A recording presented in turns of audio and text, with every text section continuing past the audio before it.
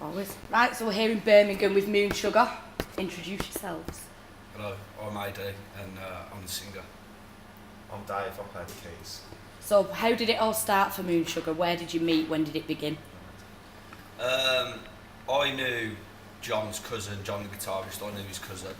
And he wanted to start a band. Him and Dave was already writing tunes, weren't you? And messing about playing fucking Coldplay songs and what have you.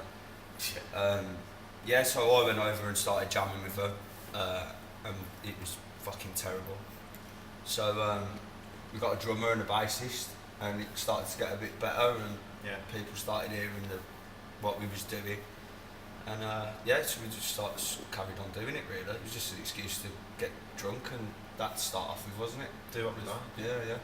So were you in bands previous, or is this like the first band? I'd never, before our first gig, I'd never really sung in front of a crowd or anything really like that. It was a bit... Our guitarist was in a choir at school. Was it? Yeah. Really? That's a band. You learn something new every day. Was it? So when you were growing up, what sort of music or band stood out to you? Fucking loads, Okay. man. My first real experience of music was my mum and dad's vinyl collection. Do you know what I mean? I used to listen to the Queen's greatest hits because it had "We Are the Champions" on. I used to like that when I was a kid. I used to stand on the fucking chair, giving it loads. Loads of stuff. Hendrix as well. I used to like the sound of Hendrix. Massive range of stuff.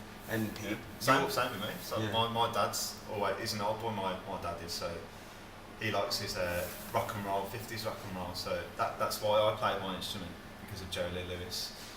It's the same for the whole band really. We've all got mad music taste really. I think that's what John likes Pearl. So makes it work, if you know what I Yeah, mean. is that all impacted in the music that you play now? Absolutely. Yeah. Absolutely. I think it does for everyone really, unless you're trying to pioneer something, but Yeah. Who would you say your biggest influences are for your music? right now, it's northern rock and roll, isn't it? Yeah, the 90s, 80s, 90s, Smiths, Oasis, you know, that sort of grit, you know, that sort of sound. But we've got hard tunes, we've got soft tunes. We don't sort of we rough around the edges, but we haven't got we don't sit down and say we're gonna make a record in this concept. We just fucking do it, don't we? It just happens really. Just get on with it. And you Yeah, have yeah. played the Academy here in Birmingham. What's the progression been like for you since you've played that?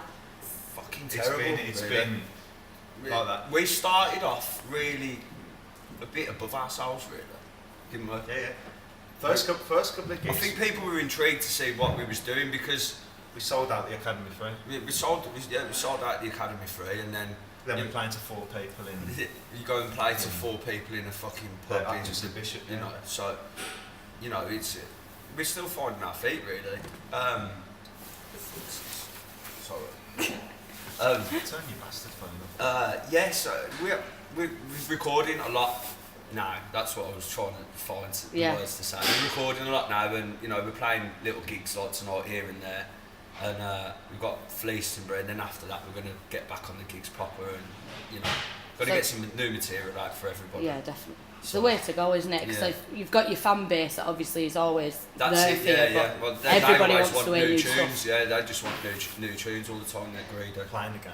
Yeah. Playing the game. So would you say that Academy was your most iconic gig, or have you got a gig that's been more iconic? I loved, although this gig was in front of 4 people, supporting Reverend. Yeah, we opened for Reverend That at the was Makers in brilliant, town. that It just fucking randomly It's happened. We were only been going for like 5 months. It was like we supported Reverend at the Makers. It's them Like, little, what? it's them little gigs, and the Academy gig as well, where you think all these people have paid to come see it, and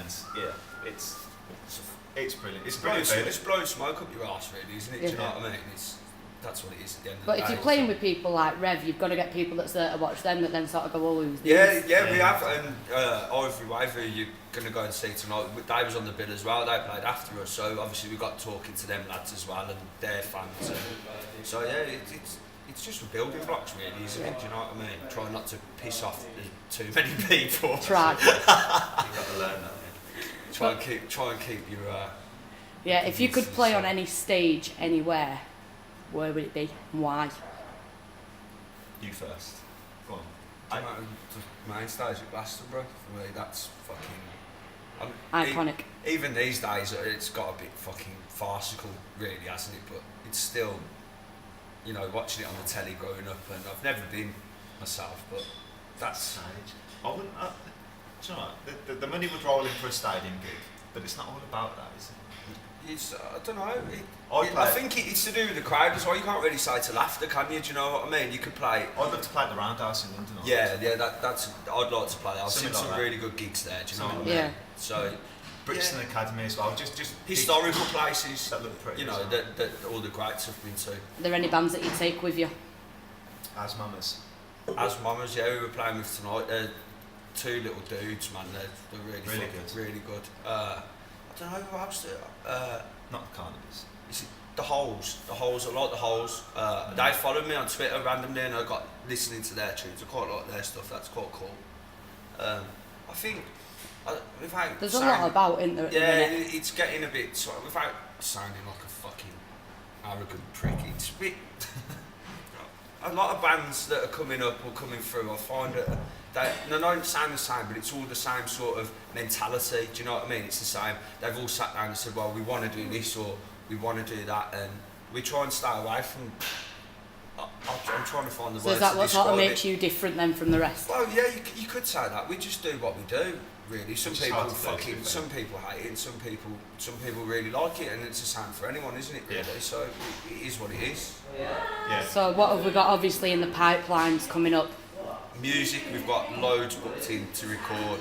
I mean, we've done the good thing of taking the songs out and playing them live before we go to the studio to do them. Do you know what I mean? So we've had plenty of like guinea pig time with them, if you know what I mean. So we're gonna go in and get them recorded. We've got videos coming, websites almost ready, you know, stuff like that. And then festivals, really. We're waiting to hear back on a few festivals. We've got Fleecenborough, you know, refreshing the fucking email, that old stuff. So yeah, we're just plodding along, really. I think like the end of this year, beginning of next year is when we can really sort of say like, this is what we're gonna do. Yeah. But we're just gonna get drunk, get drunk and have fun. Yeah. But thank you very much for your time. It's alright. And enjoy your gig tonight. Cheers, thank you.